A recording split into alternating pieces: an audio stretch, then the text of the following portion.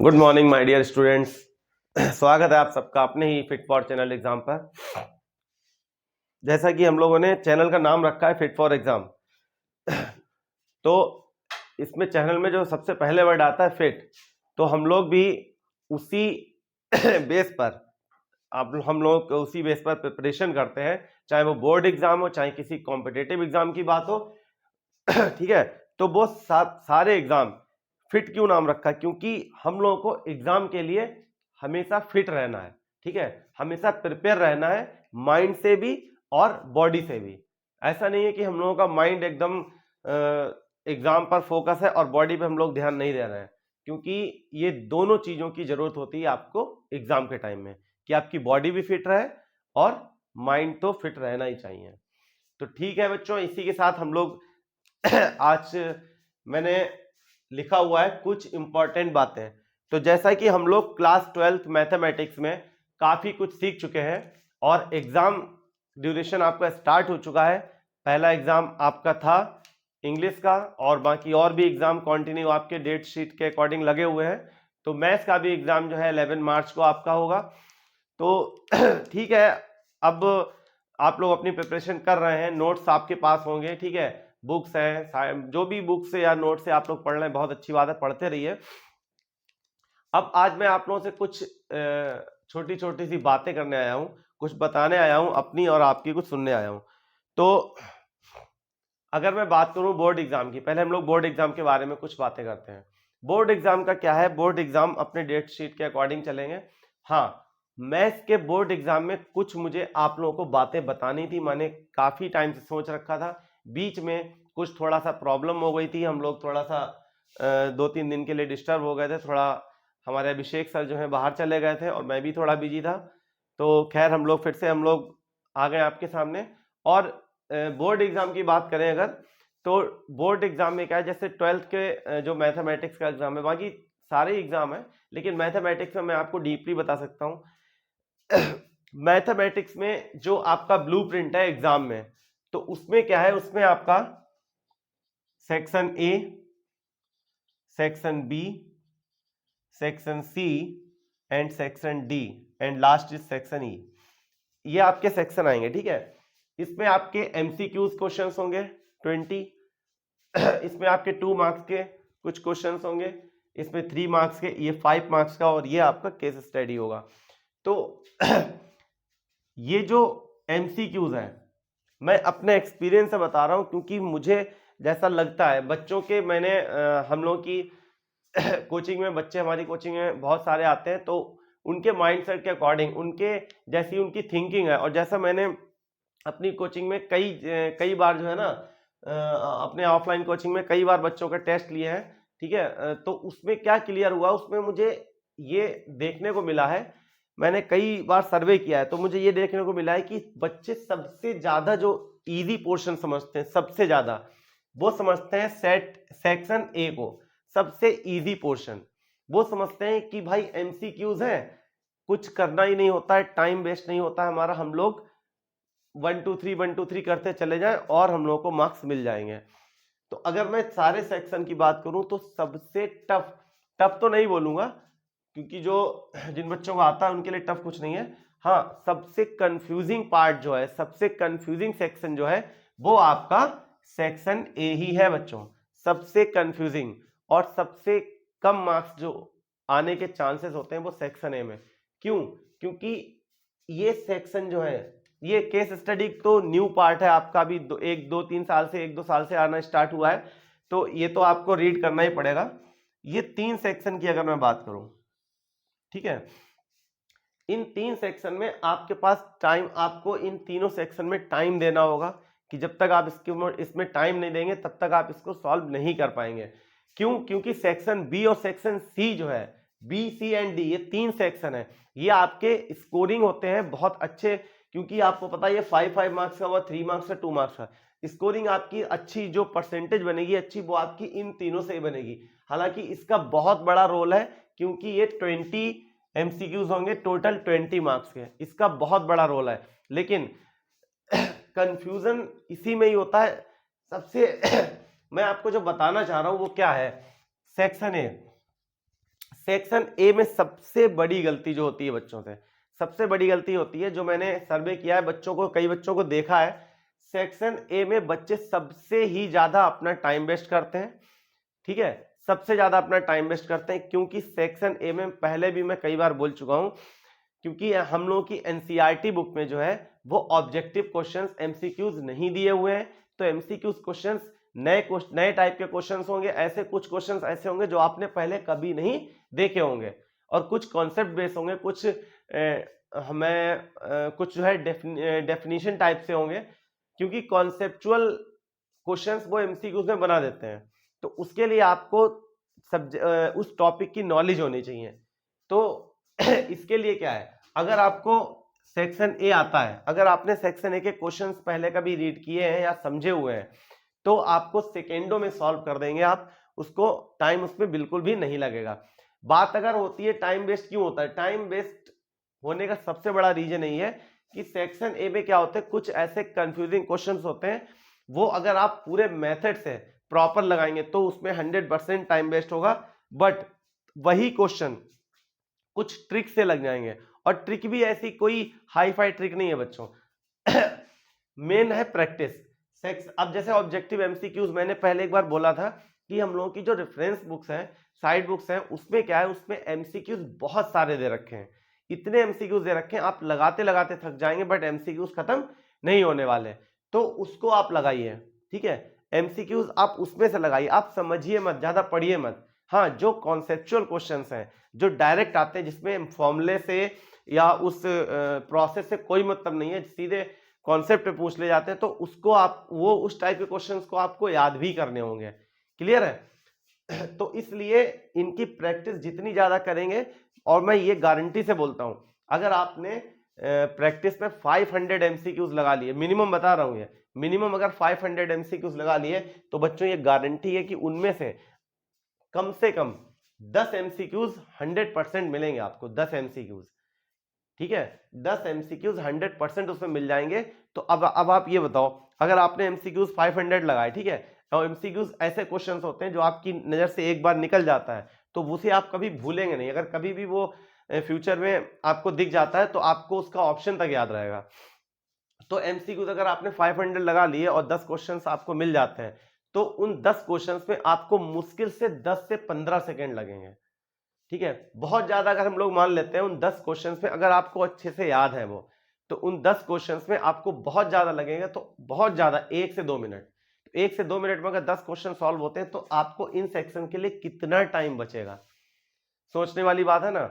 और ये 3 सेक्शन है, इसमें आपको टाइम देना ही देना पड़ेगा। तो टाइम हम कहां से बचाएंगे, टाइम हम सेक्शन ए से ही बचाएंगे। तो मेरा कहने का मतलब यह है कि आप सेक्शन ए में टाइम वेस्ट ना करें। सबसे पहले, अब एक और बात, सबसे पहले अगर हम जब पेपर हम बोर्ड एग्जाम में अपने एग्जाम सेंटर पे बैठेंगे, सब पेपर हमारे सामने आएगा मैथ्स का, तो हम लोगों को सबसे पहले क्या करना है, ठीक है, सबसे पहले तो हमको पेपर जब ओपन करेंगे तो सारे इंस्ट्रक्शंस पढ़ने मुश्किल से उसका हम लोग को एक्स्ट्रा टाइम दिया जाता है। तो पेपर जब हम लोग स्टार्ट करेंगे लगाना, तो बच्चों सेक्शन ए अगर आपका मन है तो आप एक बार नजर डाल लीजिए, ठीक है। एक बार आप नजर डालेंगे, केवल 1 से 2 मिनट, ठीक है, मेरी बात याद रखना, केवल 1 से 2 मिनट।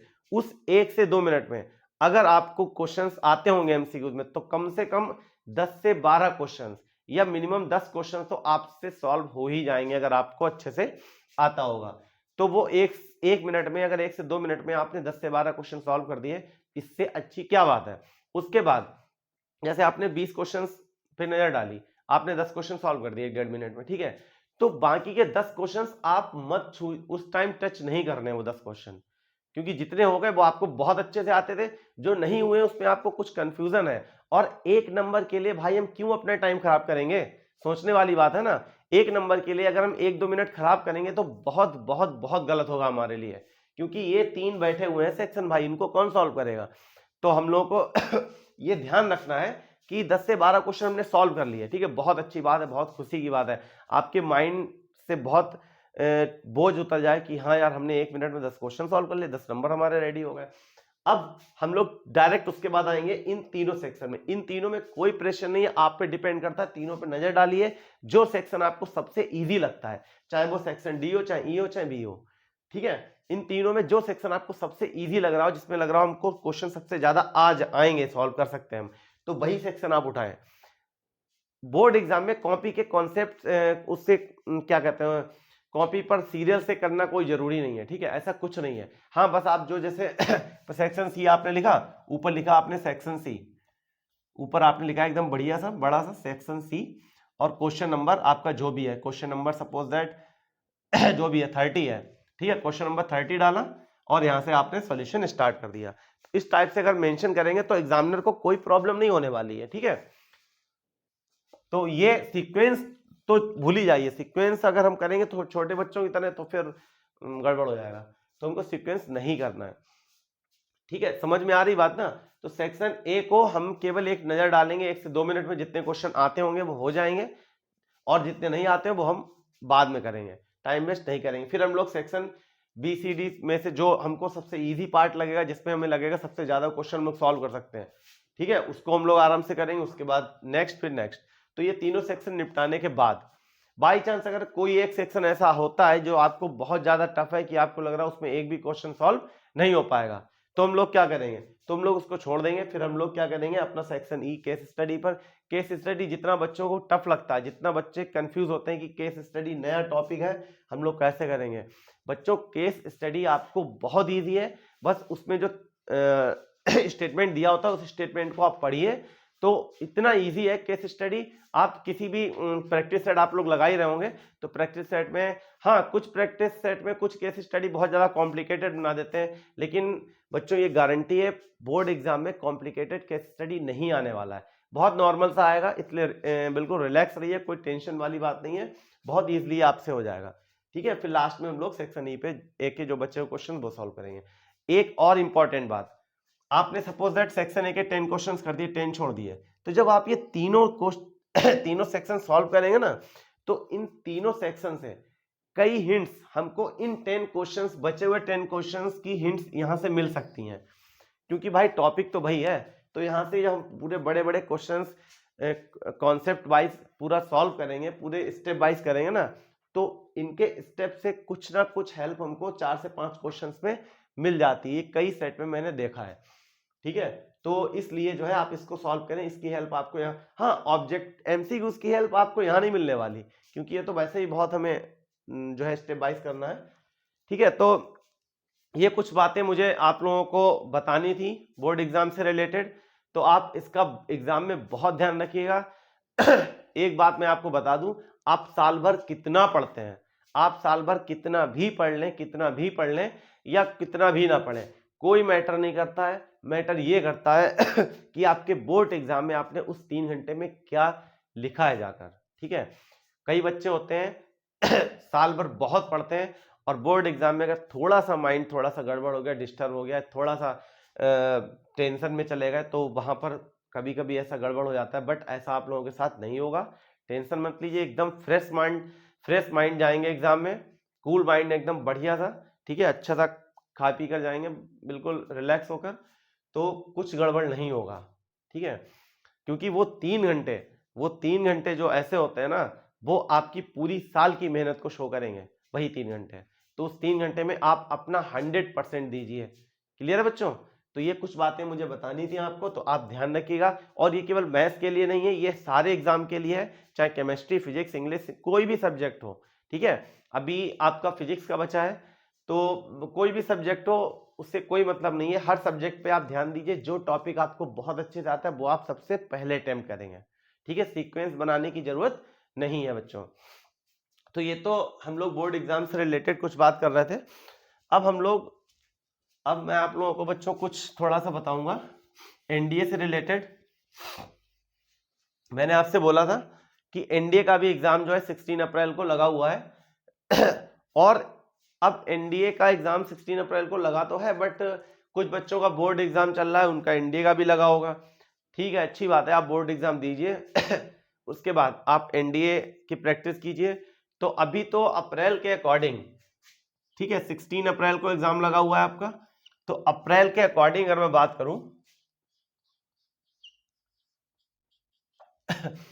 अभी मैं आप लोगों की इतनी हेल्प करूंगा, कुछ एनडीए के लिए क्लास 11th और 12th की मिक्सअप कुछ ऐसी बहुत ही ज्यादा इंपॉर्टेंट और मजेदार ट्रिक लेकर आऊंगा जो आपको इस एग्जाम में बहुत ज्यादा यूजफुल होंगी।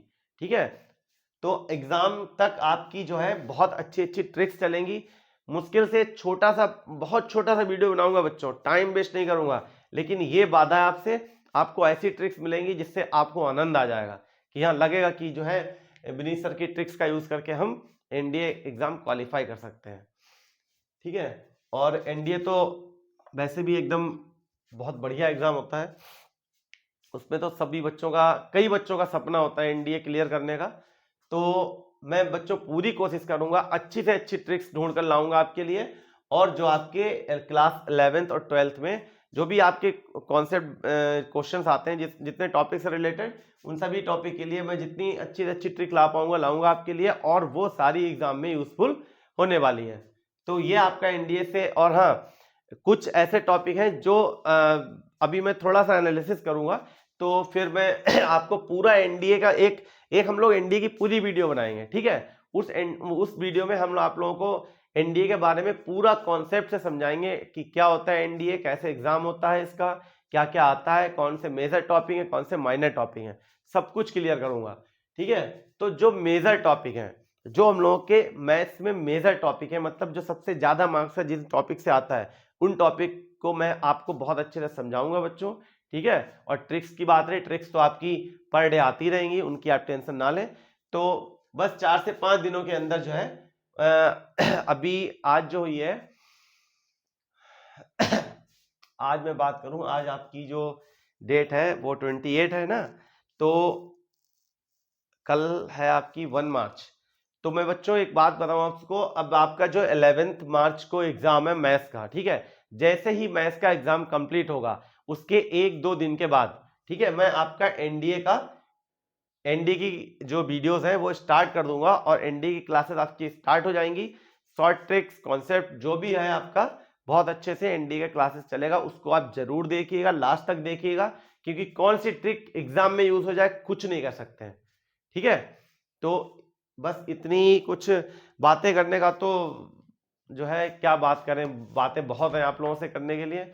तो चलिए, आप लोगों का आज मैंने इतना टाइम लिया, मुझे पता है आपका बहुत प्रीशियस टाइम है, आजकल जो है एग्जाम चल रहा है, तो खैर ये कुछ बातें मुझे आप लोगों को बतानी थी कई दिनों से, तो टाइम नहीं मिल पा रहा था, लेकिन आप बोर्ड एग्जाम में जैसा मैंने बताया है वो आपको बिल्कुल ध्यान रखना है, क्योंकि आपका प्रॉफिट, आप जानते हैं आपका प्रॉफिट कहां पर है कहां पर नहीं है।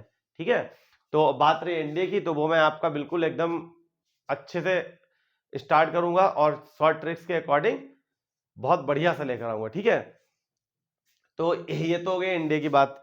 बाकी बोर्ड एग्जाम में जैसे ही एग्जाम आपका कंप्लीट होगा, ठीक है, जैसे ही आपका एग्जाम कंप्लीट होगा तो उसके बाद पेपर के एनालिसिस हम लोग करेंगे, पेपर कैसा आया, पेपर का सॉल्यूशन आपको एग्जाम के जस्ट तुरंत बाद बताएंगे।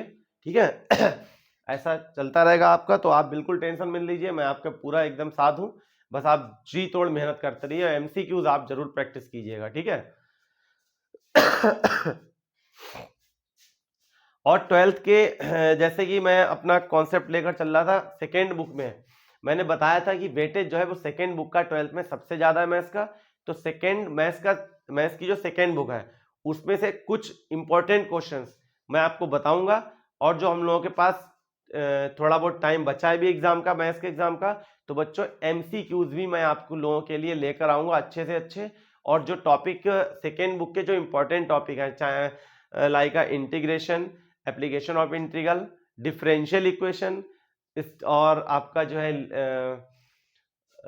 डिफरेंशियल इक्वेशन हो गया, हाँ लीनियर प्रोग्रामिंग, प्रोबेबिलिटी। ठीक है, इस टाइप के लिए इस टाइप के क्वेश्चंस आप लोगों को अभी और सॉल्व कराऊंगा, मैं प्रैक्टिस पे प्रैक्टिस करा रहा हूं बच्चों, आप भी प्रैक्टिस पे प्रैक्टिस करते रहिए, क्योंकि मैथ्स जो है वो प्रैक्टिस पर डिपेंड है, तो उसको बिल्कुल भी छोड़िएगा नहीं। ठीक है,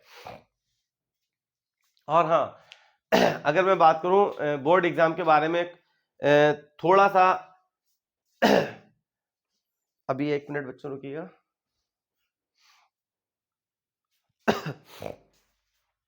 हाँ, एक बात आप लोगों को बता दूं, अब जो संडे आ रहा है, ठीक है, उस संडे को बच्चों हम आप लोगों के साथ कुछ टाइम के लिए, आप लोगों का कुछ इंपॉर्टेंट टाइम हम लेना चाहेंगे। संडे को कुछ टाइम के लिए मैं लाइव आऊंगा बच्चों, आप लोगों के साथ होऊंगा और बोर्ड एग्जाम से रिलेटेड कुछ आपको उससे रिलेटेड कुछ इंपॉर्टेंट बातें बताऊंगा और कुछ बहुत ही ज्यादा अच्छे क्वेश्चंस लेकर आएंगे। कुछ प्रीवियस ईयर के जो पेपर है उनकी एनालिसिस करेंगे हम लोग, उनको देखेंगे किस टाइप के क्वेश्चंस आते हैं, ठीक है, कौन से क्वेश्चंस आपके लिए इंपॉर्टेंट है, किस टाइप के क्वेश्चंस की आपको प्रैक्टिस करनी है। क्लियर है? तो लाइव क्लासेस हम लोग की संडे को कुछ टाइम के लिए हम लोग लाइव आएंगे और आप लोगों से बातें करेंगे, बहुत ही इंपॉर्टेंट क्वेश्चंस कुछ प्रीवियस ईयर के लेकर आएंगे जो आपको हम सॉल्व कराएंगे। ठीक है, तो ये मुझे आप लोगों से बच्चों कुछ बातें करनी थी जो मुझे कई टाइम से मैंने सोच रखा था, कुछ मैं बोर्ड एग्जाम से रिलेटेड बताऊं आपको। और एनडीए की बात है, एनडीए मैंने बता दिया, जैसे हम लोगों का मैथ्स का बोर्ड एग्जाम कंप्लीट होगा 11 मार्च को, उसके 2 से 3 दिन के बाद में आपका एनडीए की क्लास स्टार्ट हो जाएगी। ठीक है, वो टारगेट हमारा क्या होगा, टारगेट हमारा होगा 16 अप्रैल एनडीए एग्जाम। क्लियर है? चलिए बच्चों, अब आपका टाइम बहुत ले लिया आज मैंने, और हम लोग जो है अपने प्रोसेस अकॉर्डिंग चलते रहेंगे। ठीक है, चलिए आप तैयारी करिए बच्चों, आप अपनी फिजिक्स का एग्जाम है, आई थिंक मुझे पता है आपका, तो अच्छे से लगे रहिए। ऑल द बेस्ट, बाय बच्चों, जय हिंद।